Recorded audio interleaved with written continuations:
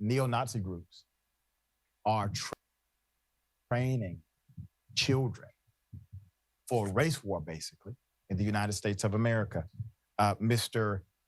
Jordan Green, we appreciate you being on the show. It was a very tough read for me, but I know it's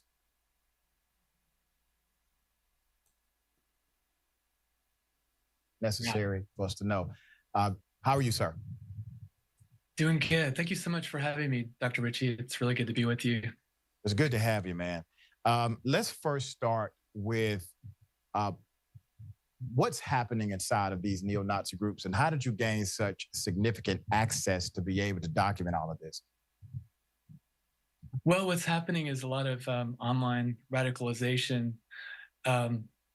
Adolescents, teenagers, white boys who are feeling alienated from society and getting radicalized by others who are older, and then in turn radicalizing younger people. And they are steeped in this toxic internet culture of gore and racism and violence, and then they are encouraging each other to commit crimes and propaganda, vandalism to prove their commitment, and escalating to more violent activity. You're asking how I gained access. So yes. They organize on Telegram, an encrypted social media app, and I gained access to basically lurking on their channels under a sock account, and just watching and making screenshots and taking note of who was most active, and watching for biographical details that they dropped about themselves. What kind of activity or activities are they being encouraged to do? So it starts with like putting up a flyer or just doing some graffiti, but obviously spraying a swastika on an underpass is a lot different than throwing a brick through a synagogue window. So, that's the kind of thing that it would. Okay. As you can see, he's basically describing their incel gamer spaces, right? These people thrive on Christian nationalism because it allows them to be the victim and the hero at the same time, and they're firearms enthusiasts. This is a big thing. They sort of see themselves as modern Templars. As far as this conflict with Israel and Hamas goes, they want to see it return to the Holy Kingdom of Jerusalem. But the best part about Christian nationalism is it's sort of like religious Calvin ball.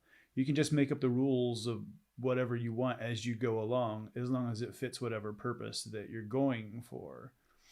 Like I said, firearms enthusiasts and lonely men, it's not a good combination, because also the same thing happened in the Weimar period. I mean, that's what really, honest to God, that's what Nazis were incels who, I guess, suppose women and men that were experiencing things like being able to be openly homosexual or be a lesbian, or, I mean, for example, that's where the Hirschfeld Museum was started, and that was burned down by the Nazis.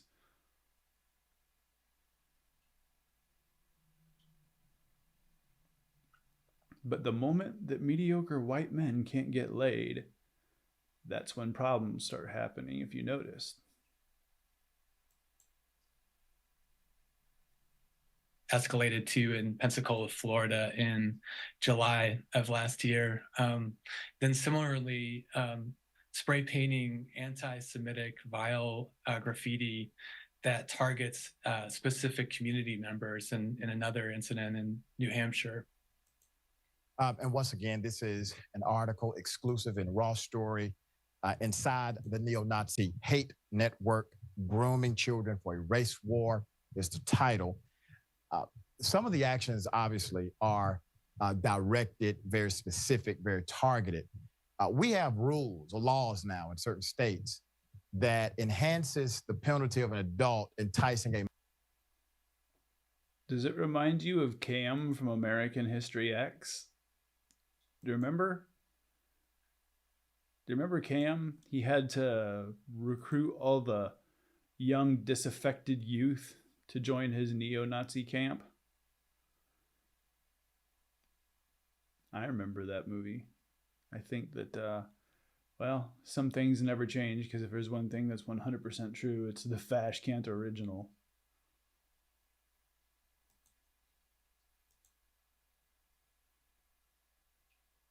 A minor to do a particular criminal act. Can you talk about the connection or perhaps the disconnect between the adult faction of these neo-Nazi groups and them telling minors to commit criminal activity? Yes. I mean, there is like quite a bit of communication between the teenagers and older racist skinheads. So they're getting quite a bit of encouragement from the older skinheads. And sometimes the older skinheads will say, don't do something stupid like write the name of your group on the brick you used to smash the synagogue window. Yeah, actually, that's kind of one of the rules, is never expose your power level. Because, I mean, if you think about it, you don't really see running around in hoods and boots and braces anymore and stuff, because they have to be more covert. You actually, you see Nazis in fucking suits and stuff. You see them at fucking CPAC, although the one dude at CPAC was no problem wearing a leather coat doing his Nazi cosplay. But it's always the same. It's like gang initiation, I mean, it's white Christian nationalism, but in gang form. Just the idea that you can have all these horrible bigoted beliefs and you're completely justified as long as you say you're doing it for Christianity. Grifters love this shit. And I have talked to one, most of the members of 2119 are under 18, but I did talk to one member who's 34 and actually has children the same age as these kids. And it was interesting. He told me that he's like very kind of careful not to cross that line of spray painting graffiti on a specific private property or directed at a particular person, because it's basically a finable offense if you just do it on a highway underpass. But these kids are promoting this activity and using it in propaganda videos and encouraging other teenagers to commit crimes. This is the same blueprint and methodology that terrorist organizations utilize. It's a propaganda. If you've ever heard the phrase Deus CULT, more than likely you've seen it used in probably a gamer meme, but it's another one of those, I guess for lack of better words, dog whistles for people who are into this whole second generation. Actually, I don't even know what generation. How many crusades were there? But this new generation of Templars who feel that it's their job to not only, I suppose, make Christianity not just a national religion, but also to eradicate any others who they feel is less than. And they can label them as commies. They, whether it's Democrats or gay people or black people or brown people, all they have to do is just label them commies. And because instantly commies are evil, so therefore being evil is equated to being demons. So therefore it's, I suppose, acceptable to destroy them. And being that they're armed, insane people who believe that they take their orders from a man in the sky, it really, really makes it hard to take them seriously. But you have to, because they're organized, they vote, and they're armed.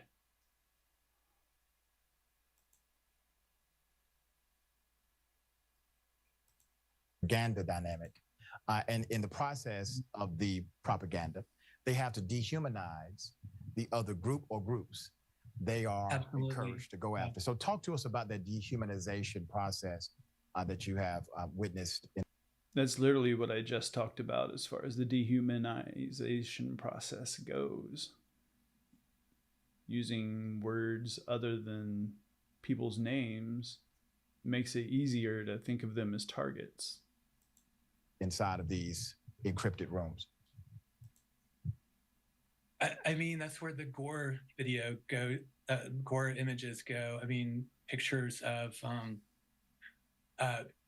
Black men being killed by the police, pictures of people who are victims of mass shootings. And it is really designed to, just as you say, desensitize the kids and allow them to dehumanize their opponents and condition them towards violence.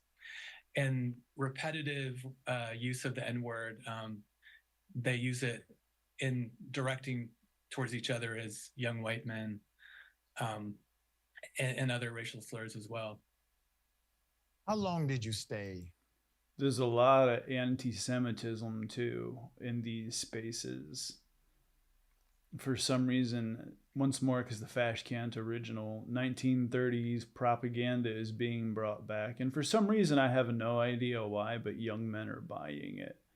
Lonely young men are buying it because the same thing happened in the Weimar period that's happening now. Only we have internet. It's like Weimar with Wi-Fi, like Wi-Fi, but WEIFI. In your investigative mode for this story?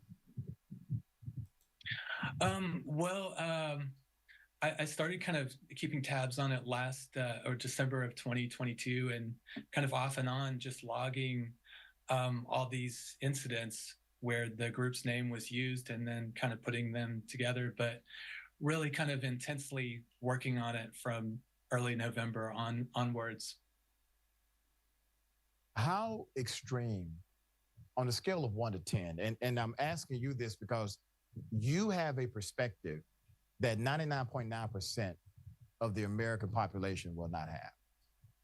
Scale of 1 to 10, how dangerous is it? They are a 7, I would say. And the reason I say that is because, I mean, the types of activity that they're engaged in, I do define it as violence, and it is an attack. When you throw a brick through a window where of a house of worship where people are sitting and eating dinner, that's an attack on people, and it's a hate crime. Mm-hmm. But they are kind of geared up to becoming much more violent because they express admiration for mass shooters, and they talk about their admiration for attacks on the electrical power grid, and they promote like a paramilitary aesthetic, and they talk about themselves as being in a war. So I say they're a 7 because they're not engaged in extreme violence, but they are seeming to have ambitions towards that kind of extreme violence. In the commentary and the indoctrination, what are they saying about Black people? What are they saying about brown folk or members mm-hmm. of the LGBTQ community? Because naturally, there has to be this rhetoric to keep. I mean, there's a reason that the border is such a big talking point, because, I mean, it's really one way of just being like, hey, we're really scared of brown people. And this is really the best way for us to express it, because we still have to stick behind dog whistles, because, we can't just be 100% out and open with our bigotry just yet. But there's some people that have no problem doing it. Trump enabled this shit. The dehumanization part present. And then secondly, there's a lot of hypocrisy in neo-Nazism. One of the primary ones is that many of them subscribe to Christian ideology. Did any of that come up in these rooms? not just the hypocrisy of the Christian ideology, but also the hypocrisy of LGBTQ stuff. Because do you know how many Nazis, not just in the 30s, but also modern ones, are gay? Like, I have no idea how it works exactly, but I mean, they'll straight up bang each other and then go out and bash on gay people. I don't get it. I think it's just a whole lot of, self-loathing and projection. But what do you expect from extreme Christian nationalists who are guised under being patriots, but actually it's just Bible drag for their bigotry?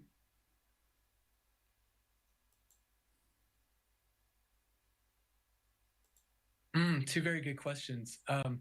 So, they hate all of the groups, and their ideology is organized around the idea of hating Jews the most, and conspiracy theory I just said that. Jews control the world and are currently controlling the United States government.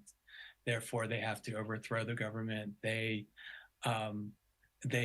despise African Americans and see them in the same way that they see immigrants and Muslims, as they see them as pawns of a Jewish conspiracy. I would mention that they also defaced the Martin Luther King monument in Concord, North Carolina, and they espouse a lot of false. Did you see that Jackie Robinson statue that was trashed? Like, it was literally cut up and put into the trash and burned. And once more, who do you think enables this kind of nonsense? That's right. Christian nationalism. White Christian nationalism. There might be black folks who are Christian nationalists, but they're still espousing the views of white Christian nationalism. Just mice voting for mousetraps at that point.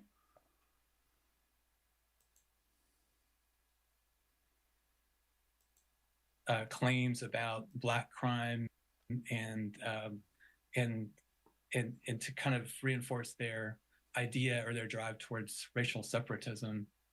Yeah. And I'm sorry, your second question? So Christianity. Yes, the hypocrisy of their movement, it is always laced with some level of Christian evangelical doctrine, while at the same time racism and violence. Yeah, right, exactly. The leader of 2119 actually, just until about a month ago, went by a nickname of Constantine. And so a lot of them embrace or kind of cloak themselves in the guise of Orthodox Christianity. But the white supremacist movement as a whole, they're also 100% obsessed with empires, because if you notice, you'll always get the "it's not a democracy, it's a republic" answer.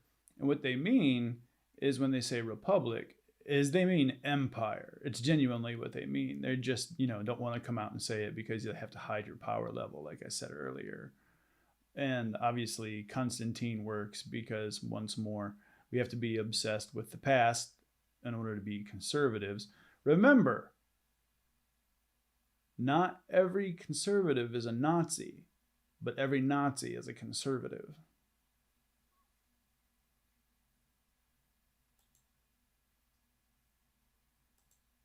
they're split between, a fake religion of Christian identity, and then others are kind of into like a Nordic heathenry, and others are into Satanism. And being, teenagers, they are like all teenagers. They're kind of casting about for an identity, and they try on all these different kind of religious identities. And they're very inconsistent about it. But the main thing is the white race before all else. I got to ask you about law enforcement and potential involvement, because I got to say it, dear brother. Yes, I'm glad he mentioned that, because as far as law enforcement goes, I have literally seen police donate to streams of,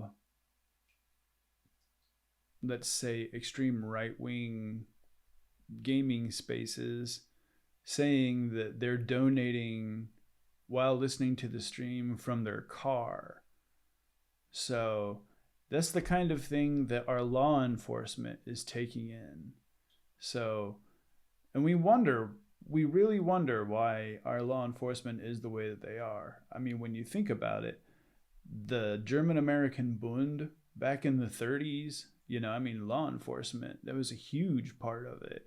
And it spread from the West Coast to the East Coast. Think about LA, you know what I mean? Like, when it was reported that there were honest to God silver shirted fascists and reported to the cops said, it's the communists and the Jewish people we need to worry about.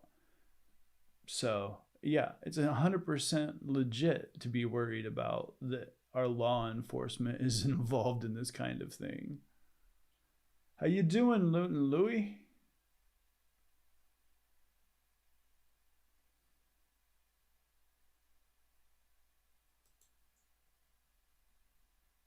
If these were Black children engaged in this kind of activity, the conversation will be about gangs, how we got to make an example out of them, how we have to break this up, how we got to stop this from happening, etc.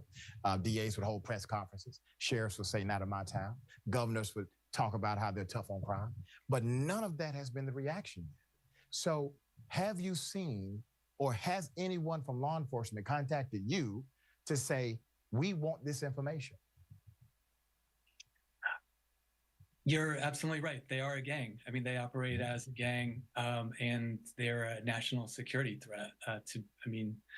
If you look at their larger aims, I don't have the inside view of law enforcement, but from what it looks like, they are investigating it as a local vandalism, albeit with hate crime enhancements. But to date, I haven't seen any indication that they're investigating. I still say to this day that if it wasn't for camera phones, we will 100% be back in the 1930s, because camera phones are able to capture people when they do crime. And one of the things that, when fascism rose back in the day, was people who were not part of the Nazi party, is they would dress up in plain clothes and go commit crimes. And there was no way to be able to capture these because, there was no security cameras outside the synagogues that were being cased and eventually burnt. So I'm very, very, very confident that because of camera phones is why we haven't slipped into fascism. Also with our ability to be able to share information as well simultaneously.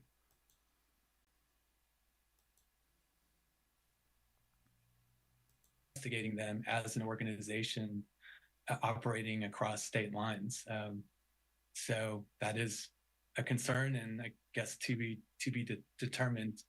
Even though a lot of them are children, right? A lot of them are teenagers. Did you hear rhetoric about them supporting Donald Trump or being Trump supporters in general? Yes, they tend to support Trump. Although they are from the accelerationist tendency of white supremacy. So one of their tenets is no political solution. So they, which inherently is violent, they want to overthrow the United States, and they don't see really a purpose in elections. I do think that, as with other right-wing extremist groups, they're going to try to exploit polarization and division over the presidential election. And they're kind of all over the place. And as with other white supremacist groups, sometimes they kind of tongue-in-cheek embrace the Democrat, thinking that will radicalize and motivate people who are kind of attuned or receptive to their message. I have to point out the irony that their ideology is affixed to a non-political solution, to basically overthrowing the government as we know it. Okay. Mm-hmm. And then, well, it's not like they didn't try that shit on January 6th. I mean, one of the reasons that it failed was just due to the fact that A, is done by Republicans and they can't do anything right. They can't even coup right. But B, I mean, It was organized since Trump put the tweet out. Charlie put out flyers to get people on buses. Yes, Charlie Kirk. Everything was organized in order to try to make that happen. The Oath Keepers, the Proud Boys, everybody, they had their shit ready to go. Because they were like, okay, well, if we're not going to get our way, we're just going to have a gigantic hissy fit.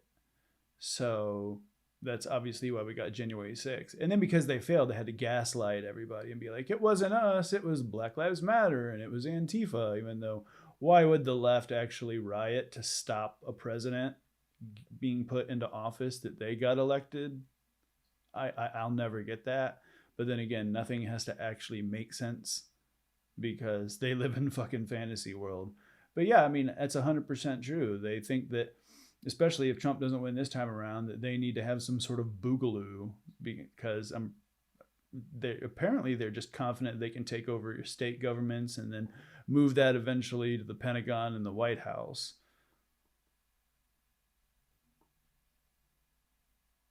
Antifa, indeed. That's right. We should all be anti-fascist. Otherwise, our grandpas would be ashamed of us.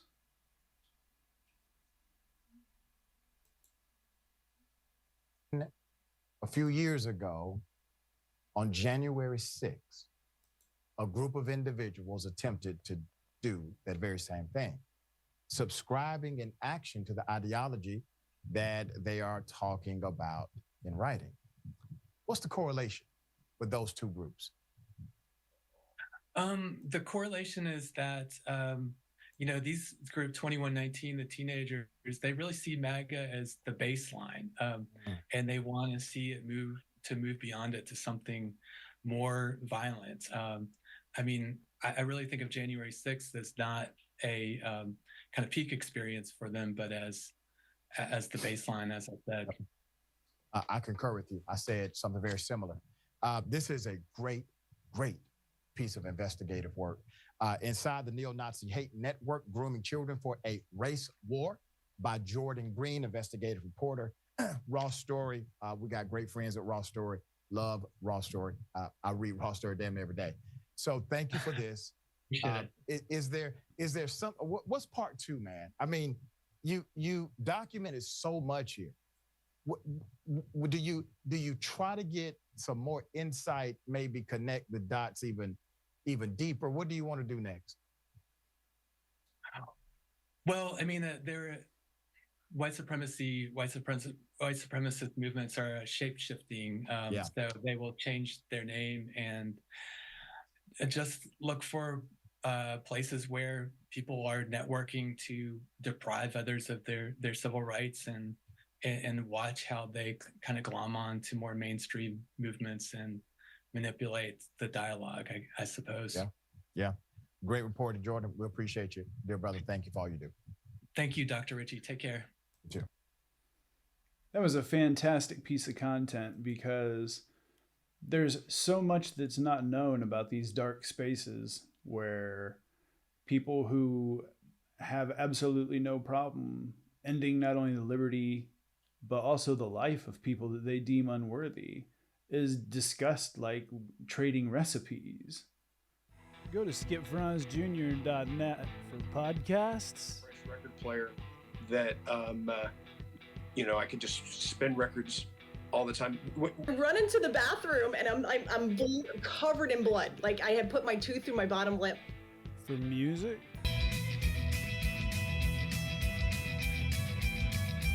For gaming and pro-liberty game rants. That's skipfranzjr.net.